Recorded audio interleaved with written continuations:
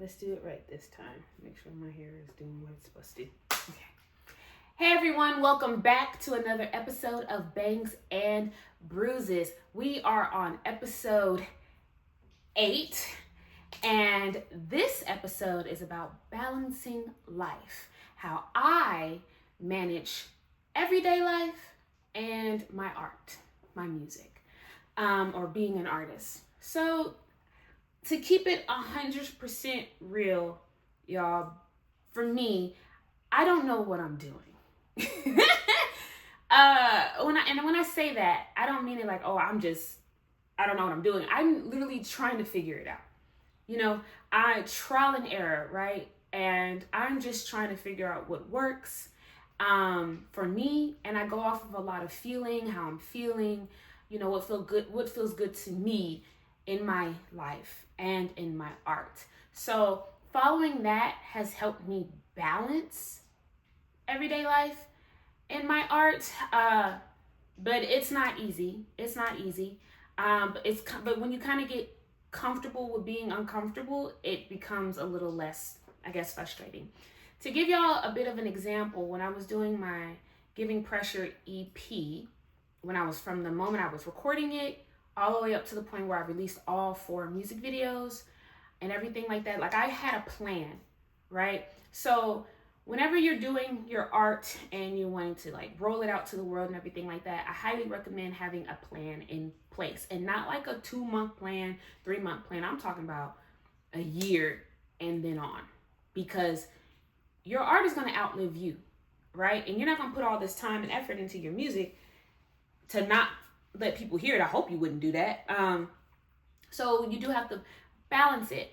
But it's like, okay, how do I balance getting to that point where I can roll it out? Well, you have to just kind of prioritize your life. I guess if that makes any sense, you know, compartmentalize what's important to you. Sometimes you got to make room to do your art.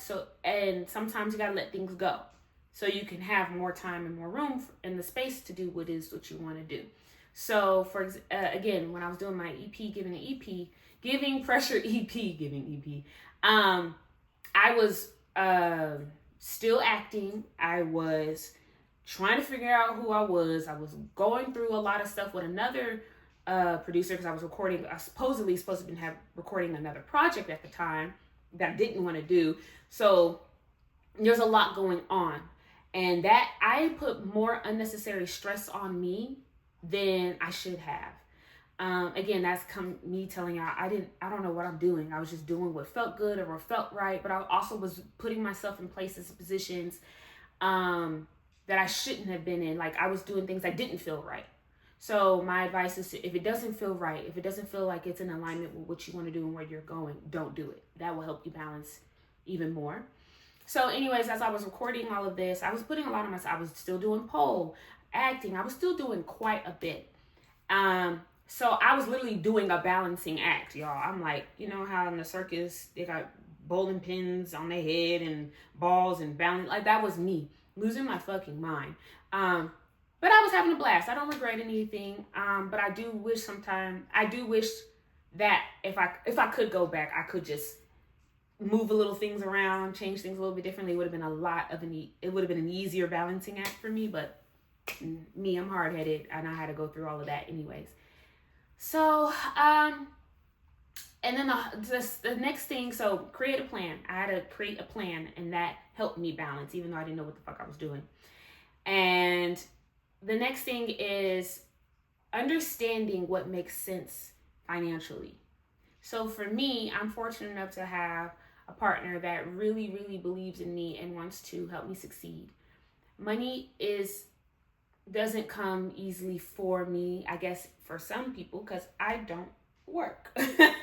And let's just keeping it real. I'm blessed to have a partner that works and takes care of me.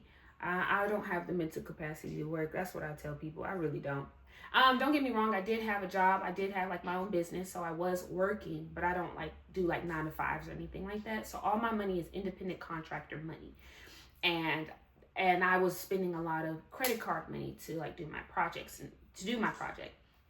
So financially balancing was very hard.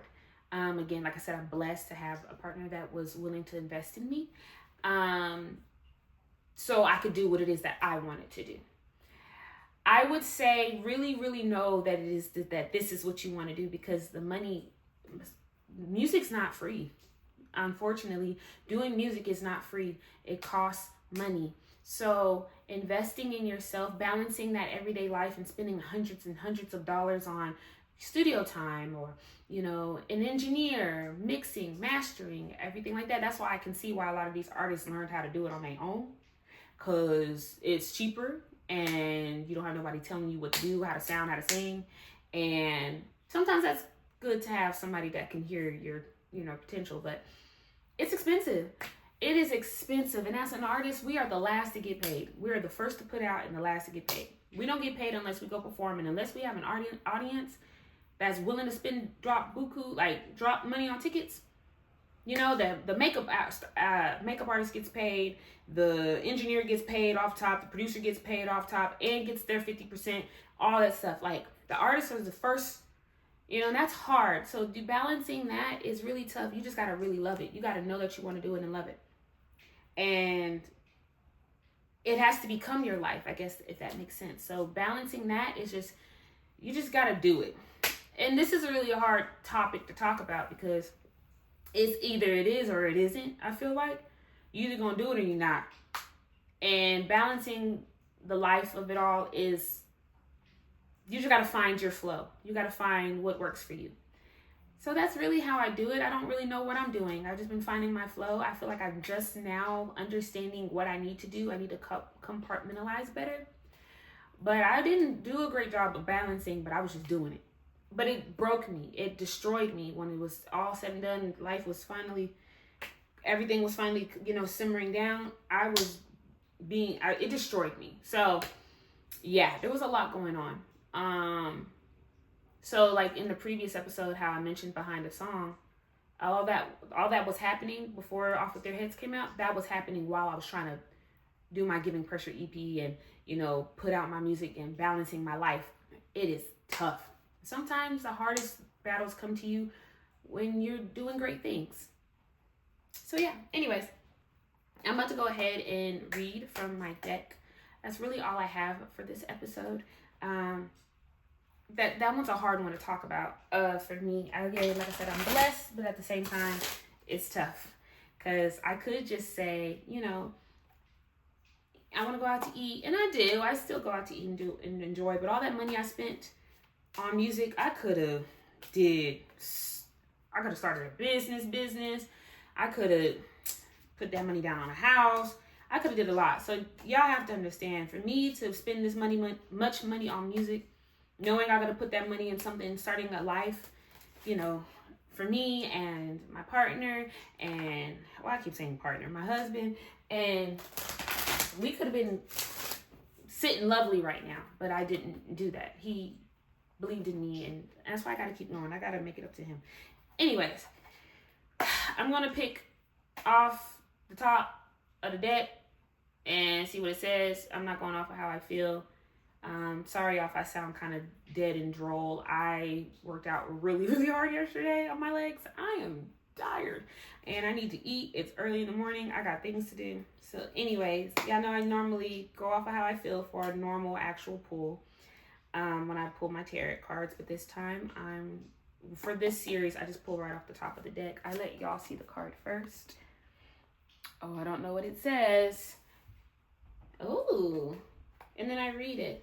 The Wheel of Fortune. 10. What does that mean? What does that mean? I don't think I've ever picked the Wheel of Fortune. If I have, it's been years. Cycles. Okay. You need to be as lucky as you are skilled. Maybe even more so in this instance. Luck comes most often when opportunity, preparation, and skill meet. Study the various arts and sciences devoted to cycles and timing. It says, I will reap what I have sown. If you have prepared well and behaved honorably, this is the time of success. Knowledge of cycles increases your responsibilities. Luck is the meeting of opportunity, preparation, and skill.